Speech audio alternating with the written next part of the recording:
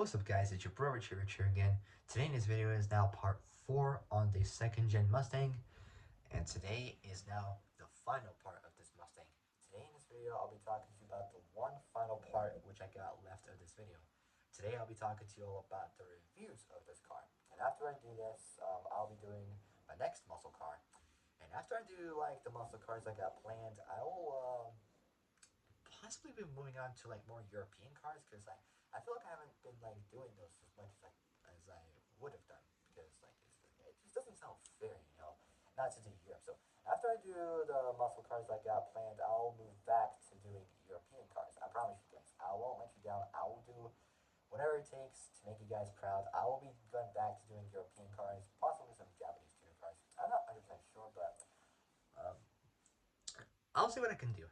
I'll see what I can do, and possibly some driving laws, which I got like I haven't been doing for a very long time. So I'll I'll see what I can do. I promise. All right. So for my next and final part of this video, so this is the last part, and then I'll officially end it there for the Mustang. For now, today I will be talking to you all about the one final part, which is the reviews of this car. So before I start, make sure you all like the video, subscribe, comment down below what you guys think, hit the notification bell, and hit all so you when I make brand new uploads. Alright, so without any further ado, let's finish this. So last part, reviews. Here we go. Starting off with reviews is, so we got two so far. We got both contemporary and modern day. So let's start off with the first one, which is contemporary. Here we go. So the second gen Mustang. So the second gen Mustang was named.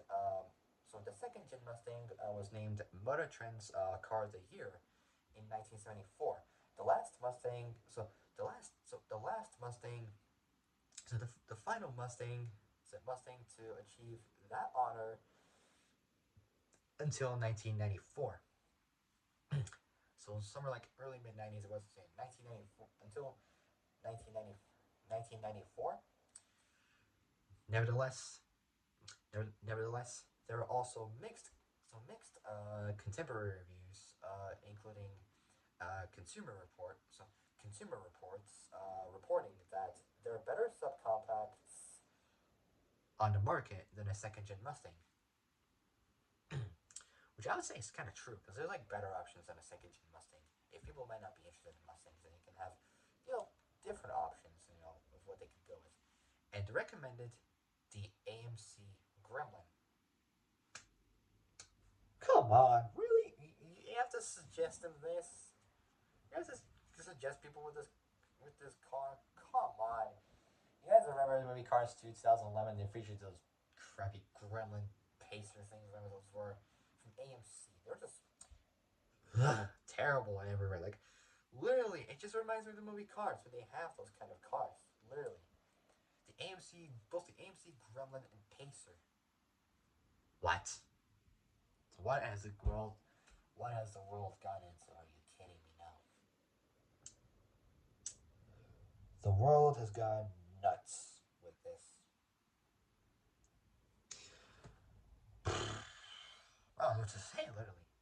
I'm just absolutely just damn speechless, I'll be honest.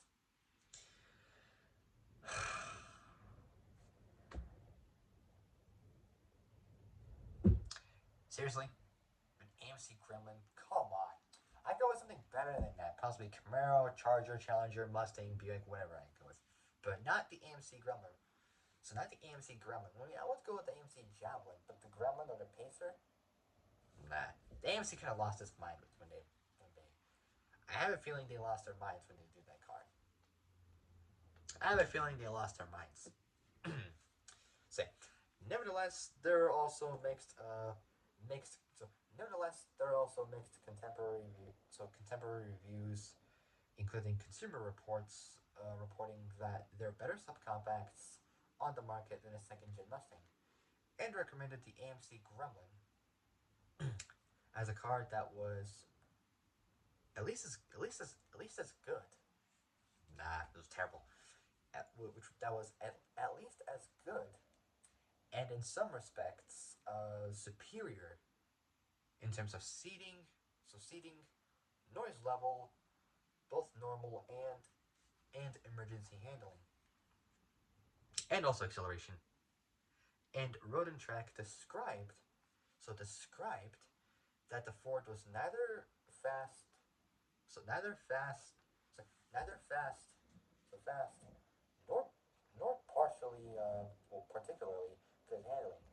I mean, it's kind of true. Some Mustangs wouldn't tend to handle that well, depending on what kind of suspension they would really be using.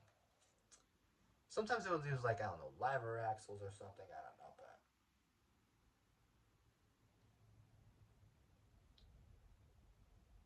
I got no idea whatsoever.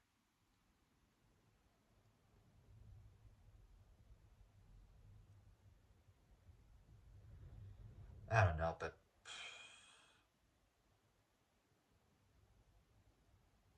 I ain't got a clue in the world. I ain't got a clue in the world. So, nevertheless, there are also mixed contemporary reviews, including Consumer Reports reporting that there are better compacts on the market than a second-gen Mustang, and recommended the AMC Gremlin as a car that was at least as good and in some respects superior in terms of seating, noise level, normal and emergency handling, and acceleration. And Road and Track described that the Ford was neither fast nor particularly good handling. Consumer reaction to the second gen Mustang was enthusiastic, with a combined total production of both the 74 78 models exceeding 1.1 million, so over 1,100,000. As the smallest, lightest Mustang since the original, it was a fresh start for Ford's pony car. Fresh start for Ford's pony car, and a refreshing return to so and a refreshing return to rationality. Well, almost said reality, but rationality is the word. And it couldn't have been better timed. Introduced just 2 months before the first energy crisis upended America. People came in droves to see the second gen Mustang and to buy. Not only did gasoline prices spike up, but its very supply looked to be in jeopardy. Economy immediately became a hot item, and this helped boost the smaller Mustang's first calendar year sales to a colossal 385,993. Right, I was like 300 at least 386,000 were sold. According to automotive, so according to automotive historian, so automotive, according to automotive historian Patrick Foster, Ford Ford executives decided to call the car Mustang II since it was a new type of pony car designed for an era of high gas prices and fuel shortages. So both a new era, both an era of high gas prices and fuel shortages. Many many people have never warmed up to the second gen Mustang. Uh, some even complaining it reminds them of the Ford Pinto, which it kind of looks similar to a Ford Pinto, but unlike a Ford Pinto, it's much different in performance and looks and interior and whatnot.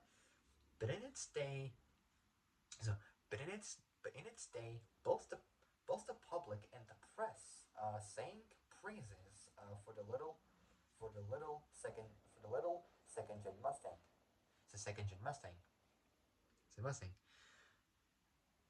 After all, a car with excellent fuel efficiency, sporty looks, and a low price tag will always find acceptance. So always find acceptance. Second gen Mustangs. So the second gen Mustang was a success simply because it was the right car at the right time. So, simply because it was the right car at the right time. It's the right car at the right time. I just like doing that for fun. I don't know why I say. Because it was the right car at the right time. automotive journalist, Michael Lamb described the second gen Ford Mustang described Ford's second gen Mustang as the best idea of the year, with the new model arriving on the market just in time in the real world of shrinking space. So, shrinking space, limited energy, and precious little clean air. Uh, so precious little clean air dreamboat cars. So dreamboat cars are out. This car proves that the new breed of small cars can still be exciting. Last part is modern day, and then I'll end it there. So last part, modern day. Let's finish this. So writers of the writers of the past few years tend to ignore the sales success of the second gen Mustang, pointing out pointing out flaws pointing out pointing out flaws in the design compared to cars that came both before and after, symbolizing the very start of the malaise era in American auto design.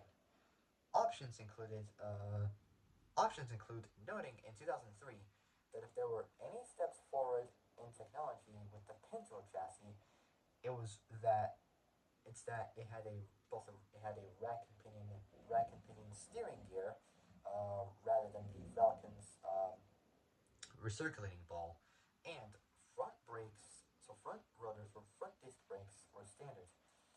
Uh, Edmunds uh, uh, Edmunds inside line. So Edmunds inside line wrote of the second gen Mustang. It was too small. So too small, underpowered. Underpowered. Um, Handled poorly. Handled terribly. Terribly put together. Ill proportioned. Uh, Chintzy in its both its details and altogether subpar. Says subpar. According to Edmunds, the 74 the 74 base engines the 74 base engines 88 horsepower, less than 100 horsepower, like 90 horsepower, so 88 horsepower was truly pathetic. I gotta agree with him. Like 88 horsepower is nothing. Just barely moving at all with that much power. 88 horsepower, really? Come on. Less than 100 horsepower, are you kidding me? Was truly pathetic. And the optional V6's 105 horsepower, so a bit better, but around 17 horsepower more? I don't know, but yeah, it was underwhelming with the additional of mandatory cata mandatory catalytic converters in 1975. These outputs fell to 83 and 97 and 90 so 83 and 97 horsepower respectively.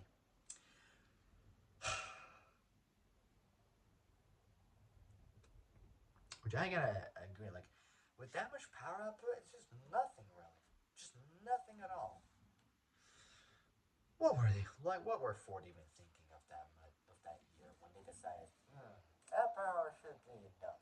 That would be great. And I think no. It's just not. I mean, a lot of you guys are agreeing with me, like definitely, like it's just terrible with that much power. Like if I had to get one, I'll do much better than that. Like possibly do an engine swap or something. I don't know, but possibly 300-400 horsepower would be good. But really, I mean, with more power at least, would have been good. But 100 horsepower, it's not going anywhere. Never is.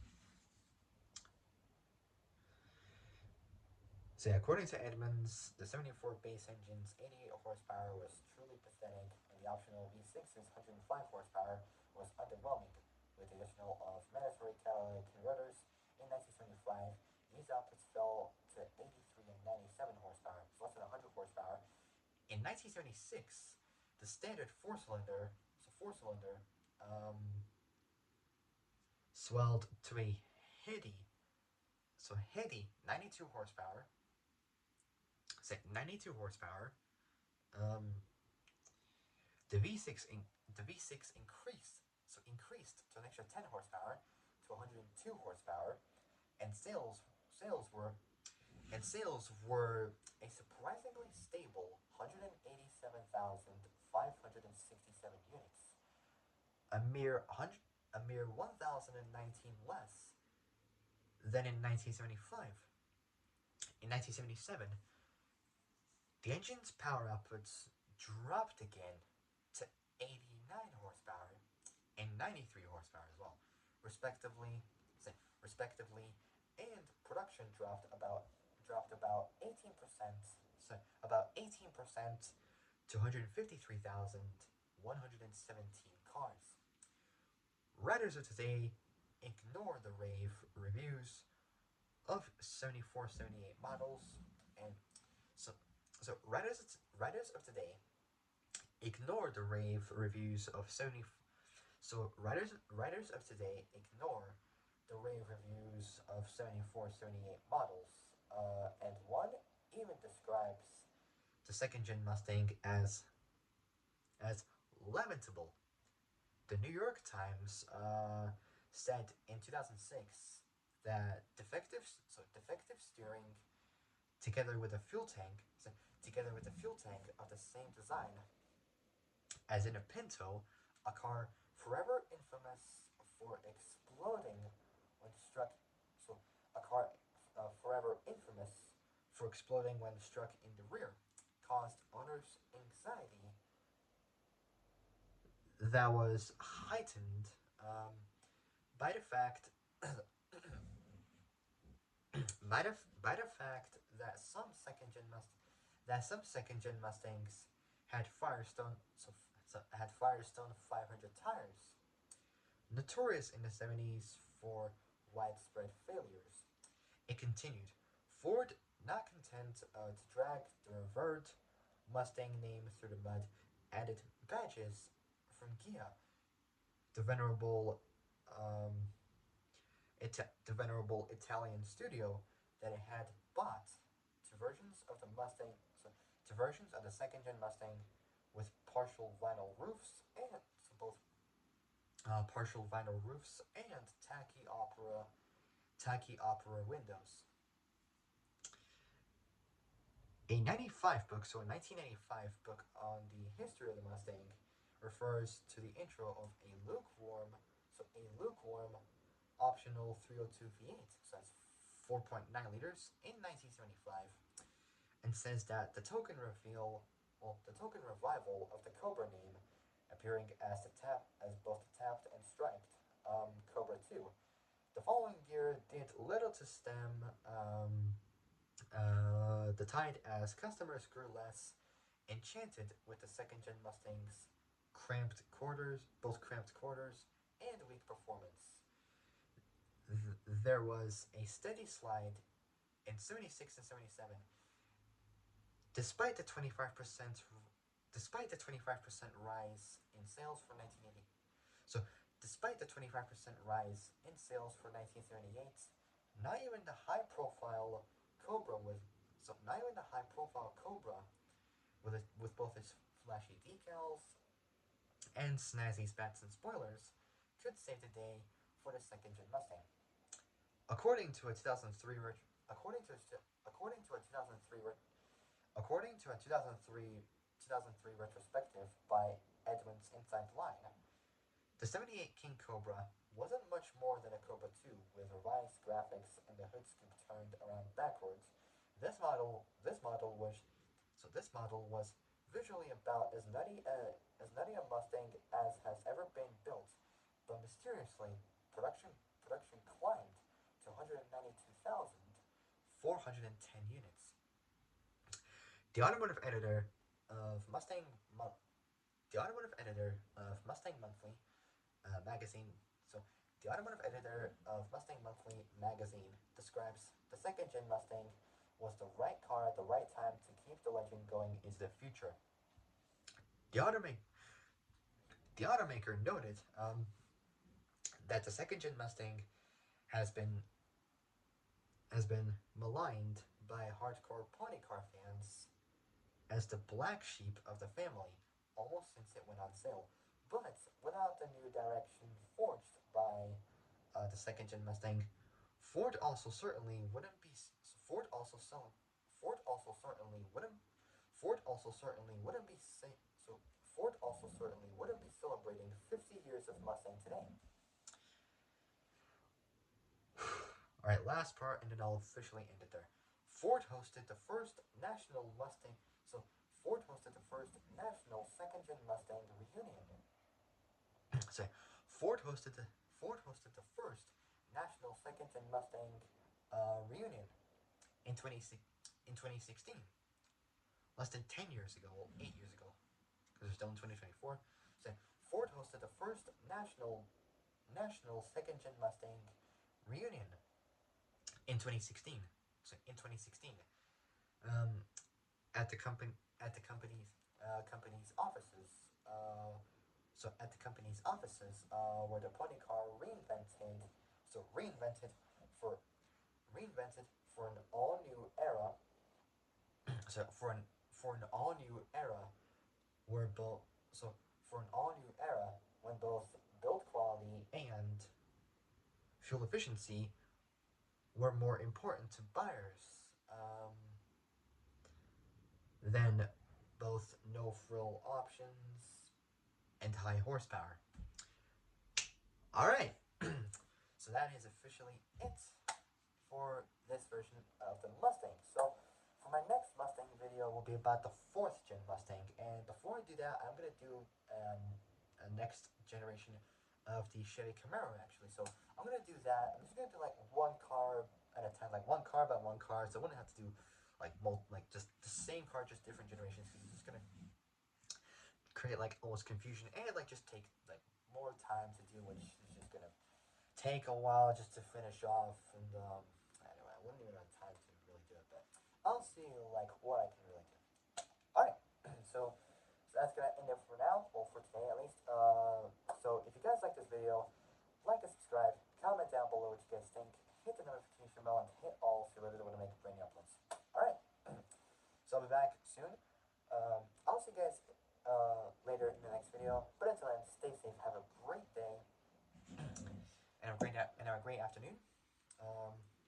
And I'll see you guys soon in the next video. So take care, folks. Stay safe out there, and I'll see you guys soon. Bye bye.